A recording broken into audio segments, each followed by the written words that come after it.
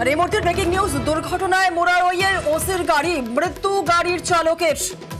পথ দুর্ঘটনা, মর্মান্তিক পথ দুর্ঘটনা। দুর্ঘটনায় মোরারইয়ের ওসির গাড়ি, মৃত্যু গাড়ির চালকের। আহত মোরারইয়ের ওসি আমাদের সঙ্গে রয়েছেন আমাদের প্রতিনিধি সুপ্রতিম, আরো বিস্তারিত বলবে। সুপ্রতিম, কিভাবে দুর্ঘটনা ঘটলো, কি জানা যাচ্ছে? দেখো, গতকাল মুরারই থানার ওসি মোহাম্মদ সাকিব সাহা তিনি ডায়মন্ড হারবার গেছিলেন আদালতে সাক্ষী দিতে। এরপর তিনি যখন তার মুরারই থানায় ফিরছিলেন সেই সময় 14 নম্বর জাতীয় সড়কের বিনিময়ে মোহাম্মদ বাহিরের যে গনপুর জঙ্গল রয়েছে সেখানে তার গাড়ির সঙ্গে একটি ডাম্পারের মুখোমুখি সংঘর্ষ হয় এবং ঘটনায় কিন্তু গাড়ি চালকের কিন্তু মৃত্যু হয়।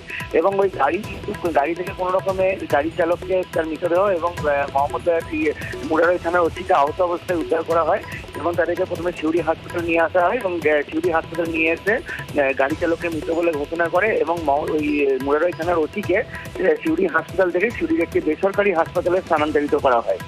তবে এলাকায় যেহেতু রাত্রেবেলায় ঘটনা ঘটেছিল, কিছুটা যানজট ছিল, পুলিশ কিন্তু গাড়িটিকে সরিয়ে দিয়েছে। এবার এই মুহূর্তে কিন্তু ঘটনাস্থলে যথেষ্ট উত্তেজনা রয়েছে এবং দুজনই মুরারই থানার যে ওসি তার কিন্তু চিকিৎসা চলছে সিউড়ির একটি বেসরকারি হাসপাতালে। ধন্যবাদ সুপ্রতিম।